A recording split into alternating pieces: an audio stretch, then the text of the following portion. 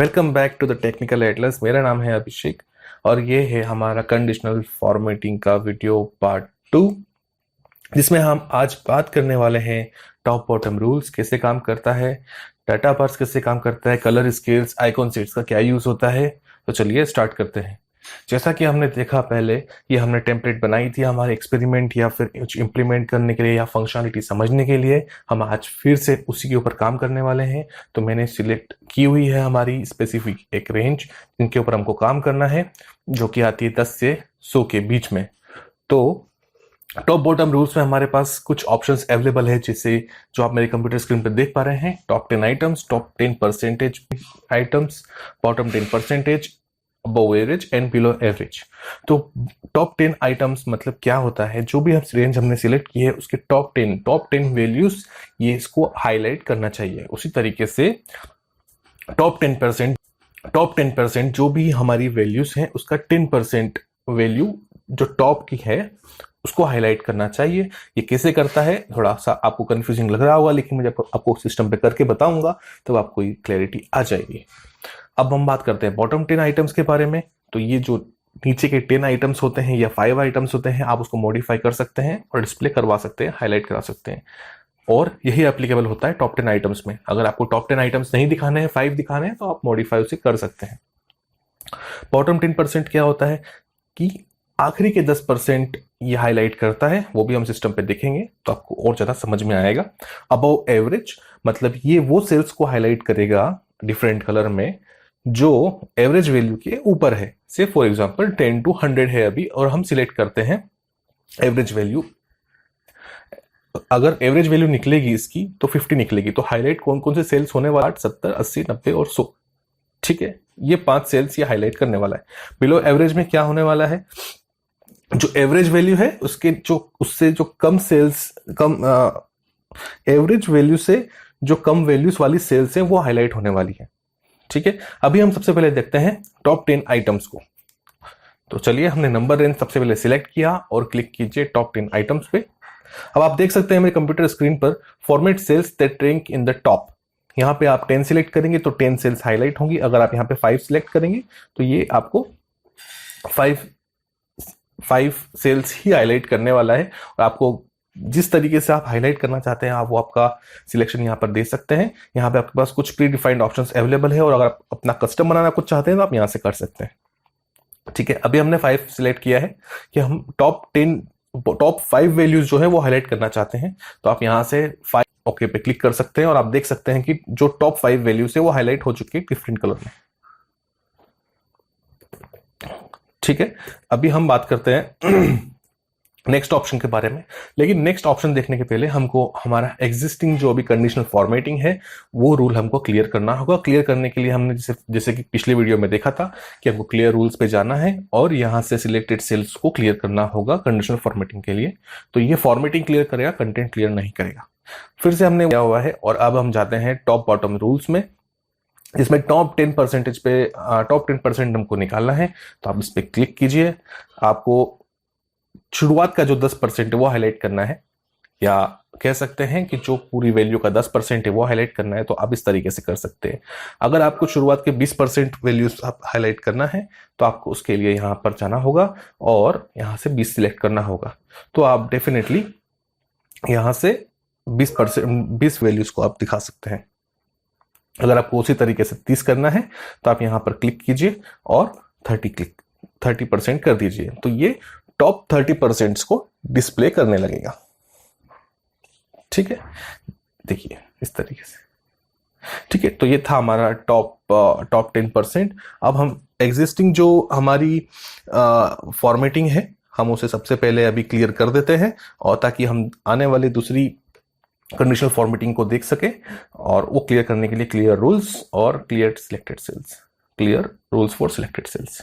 अब हम देखते हैं बॉटम 10 आइटम्स। बॉटम 10 आइटम्स में हमारे पास जो सबसे नीचे की 10 वैल्यूज होने वाली है वो ये हाईलाइट करेगा। लेकिन चूंकि हमारे पास अभी सिर्फ 10 रोज ही हैं तो हम इसको मॉडिफाई करके 5 बॉटम 5 वैल्यूज को डिस्प्ले कराना चाहते हैं। तो उसके लिए यहां पे क्लिक कीजिए और सिलेक्ट कीजिए 5 और हिट ऑन ओके। तो ये शुरुआत की 5 वैल्यूज ही बॉटम की 5 वैल्यू ही डिस्प्ले करेगा, डिफरेंट कलर में हाईलाइट करेगा, जैसा कि आप देख पा रहे हैं मेरी कंप्यूटर स्क्रीन पर। ठीक है, तो ये था हमारा बॉटम 10 रूल। अभी हम फिर से एक नया कंडीशनल फॉर्मेटिंग समझने के लिए सबसे पहले रूल को क्लियर कर देते हैं। Conditional formatting, clear rules from selected cells. अभी हम जाते हैं नेक्स्ट ऑप्शन पर। अभी हम देखते हैं बॉटम 10%। जैसा कि हमने टॉप 10% देखा था, वैसा ही बॉटम 10% होता है। अगर आप यहाँ पर बॉटम की 50% आप अपना दिखाना हाईलाइट करना चाहते हैं तो आप उस तरीके से कर सकते हैं। तो ये शुरुआत की 5 सेल्स को हाईलाइट करेगा। ठीक है, ये बिल्कुल सेम था जैसा कि हमने पहले टॉप 10% में देखा था। ये उसी तरीके से काम करता है, बस डिफरेंस यही है कि बॉटम 10% बॉटम वाले परसेंटेज से दिखाता है और ये टॉप वाले परसेंटेज दिखाता है। अब बात करते हैं अबोव एवरेज। अबोव एवरेज का फंक्शन क्या रहता है कि अगर आप अबोव एवरेज की वैल्यूज को हाईलाइट करना चाहते हैं, आपको ये सिलेक्ट करना है और यहाँ से आपको ये ऑप्शन सिलेक्ट करना है कि आप किस तरीके से उनको डिस्प्ले करना चाहते हैं। अगर आप रेड टेक्स्ट को दिखाना चाहते हैं तो रेड टेक्स्ट सिलेक्ट कीजिए और ओके कीजिए, तो ये रेड टेक्स्ट इस तरीके से दिखाने लगेगा। मैं आपको दिखा देता हूँ एक बार अपनी कंप्यूटर स्क्रीन पर। आप देख सकते हैं कि ये जो C9 से लेकर C13 तक के सेल्स हैं वो रेड कलर में आ गए हैं क्योंकि हमने कंडीशनल फॉर्मेटिंग सिलेक्ट की थी। ठीक है, और आप ये भी देख सकते हैं अगर यहां पर आप वैल्यू चेंज करेंगे 80 तो यहां पर भी वही रेड कलर हो जाएगा क्योंकि हमने ये सेल रेंज सिलेक्ट किया है कंडीशनल फॉर्मेटिंग के लिए। ठीक है, अभी हम कंडीशनल फॉर्मेटिंग का ये रूल क्लियर कर देते हैं अगली फॉर्मेटिंग देखने के लिए।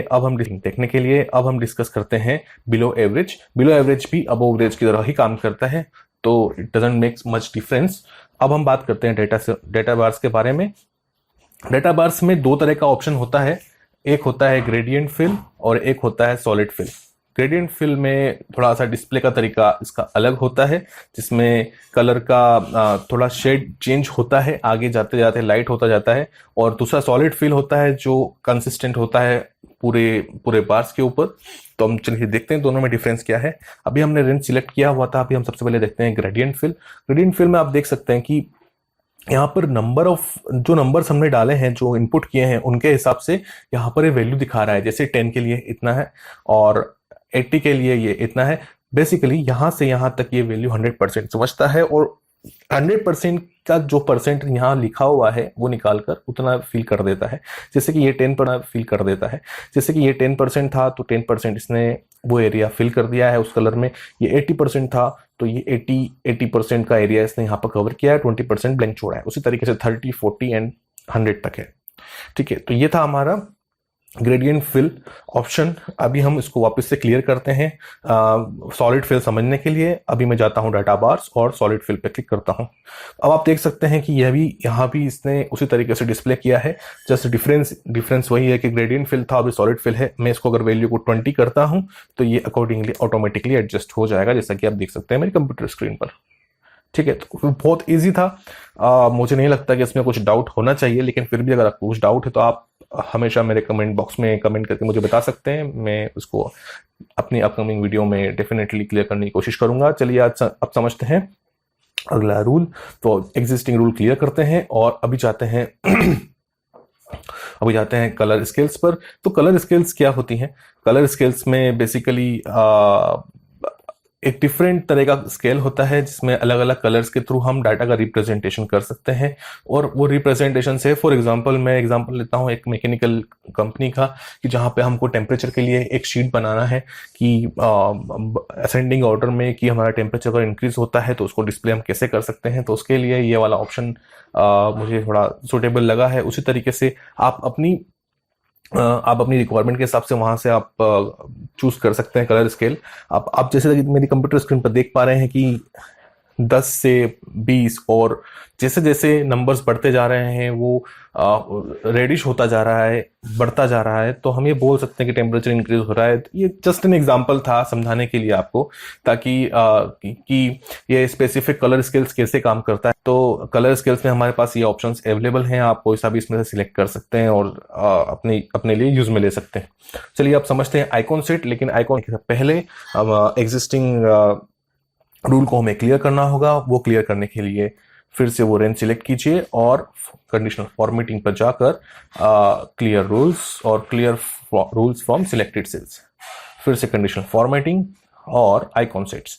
आइकॉन सेट्स में हम जो रेंज सिलेक्ट करते हैं उसमें आइकॉन्स अपने आप होते हैं बेस्ड ऑन, तो एक्सेल निकालता है कि एवरेज रेंज क्या है उस स्पेसिफिक सेल रेंज की, जैसे कि 40 to 70 इसने एज एन एवरेज सिलेक्ट किया है, और एवरेज से जो बिलो वैल्यू है उसको इस तरीके से डाउन एरो के थ्रू बताया है 10, 20, 30, और एवरेज को इसलिए से, और जो एवरेज रेंज मतलब 70 जहां पे खत्म हो रहा है उसके बाद 80, 90 और 100 है, तो उसको वैल्यू बता रहा है कि ये इस स्पेसिफिक रेंज की हायर वैल्यूज हैं, हायर रेंज ऑफ वैल्यूज हैं, जैसे कि 80, 90 और 100। उसी तरीके से आप अगर चाहें, जैसे कि एग्जिस्टिंग है हमारा यहाँ पर एग्जांपल दिया हुआ है कि फोन का जो हमारा नॉर्मली सिग्नल आप देख सकते हैं, तो यहाँ से आप देख सकते हैं कि वो किस तरीके से डिस्प्ले हो रहा है।